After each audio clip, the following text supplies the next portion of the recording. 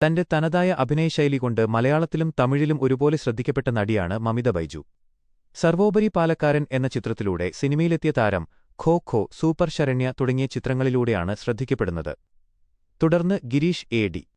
സംവിധാനം ചെയ്ത പ്രേമലു എന്ന ചിത്രത്തിലെ റീനു എന്ന കഥാപാത്രം മമിതയുടെ കരിയറിൽ വലിയ വഴിത്തിരിവായി മാറി. ചുരുങ്ങിയ സമയം കൊണ്ട് തമിഴ് സിനിമാമേഖലയിലും വലിയൊരു ആരാധകവൃന്ദത്തെ സ്വന്തമാക്കാൻ താരത്തിന് സാധിച്ചു. രേഖ മേനോനുമായുള്ള പുതിയ അഭിമുഖത്തിൽ തന്റെ സിനിമാജീവിതത്തിലെ വിശേഷങ്ങളും തുടക്കകാലത്തെ അനുഭവങ്ങളും താരം പങ്കുവയ്ക്കുന്നു. സിനിമയിലെ തുടക്കകാലം, അനിശ്ചിതത്വങ്ങൾ നിറഞ്ഞ യാത്ര, സിനിമയിൽ ചെറിയ വേഷങ്ങൾ ചെയ്തു തുടങ്ങിയ കാലഘട്ടത്തെക്കുറിച്ച് മമിത സംസാരിക്കുന്നു. സിനിമയിൽ ചെറിയ വേഷങ്ങൾ ചെയ്തുകൊണ്ടിരുന്ന സമയം ജീവിതത്തിലെ വളരെ രസകരമായൊരു കാലഘട്ടമായിരുന്നു. കാരണം ആ യാത്ര എങ്ങോട്ടാണ് പോകുന്നതെന്ന് നമുക്ക് കൃത്യമായ ധാരണയുണ്ടായിരുന്നില്ല.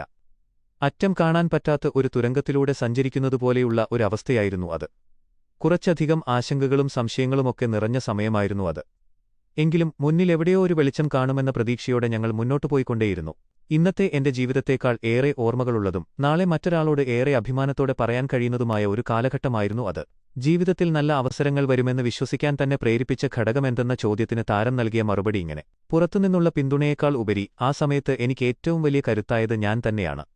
സുഹൃത്തുക്കളും കുടുംബവുമൊക്കെ കൂടെയുണ്ടെന്ന് പറഞ്ഞ് ആശ്വസിപ്പിക്കുമെങ്കിലും ആദ്യത്തെ ചുവടുവെപ്പ് നമ്മുടെ ഉള്ളിൽ നിന്ന് തന്നെ ഉണ്ടാകണം. എന്തുവന്നാലും ഞാൻ മുന്നോട്ടു പോകും എന്നൊരു ദൃഢതീരുമാനം നമ്മൾ എടുക്കണം. കുടുംബത്തിന്റെ പിന്തുണയും ആശങ്കകളും സിനിമയിലേക്കുള്ള കടന്നുവരവിനെക്കുറിച്ചും കുടുംബത്തിന്റെ പ്രതികരണങ്ങളെക്കുറിച്ചും മമിത വ്യക്തമാക്കുന്നു. ഞാൻ സിനിമയിലേക്ക് പോകുകയാണെന്നറിഞ്ഞപ്പോൾ അച്ഛനും അമ്മയ്ക്കും സ്വാഭാവികമായും ചില സംശയങ്ങളുണ്ടായിരുന്നു. എന്നാൽ അവർ അത് പുറത്തു കാണിച്ചില്ല എന്നു മാത്രം. കാരണം അവർക്ക് യാതൊരു മുൻപരിചയവുമില്ലാത്ത, ആരെയും അറിയാത്ത ഒരു സിനിമാ ലോകത്തേക്കാണ് ഞാൻ പോകുന്നത്. ഇവൾ എങ്ങോട്ടാണ് ഈ പോകുന്നത്, എന്തു ഭാവിച്ചാണ് എന്നിങ്ങനെയുള്ള ചർച്ചകൾ ഞങ്ങളുടെ കുടുംബത്തിൽ നടന്നിരുന്നു എന്ന് ഞാൻ പിന്നീട് മനസ്സിലാക്കിയിട്ടുണ്ട്.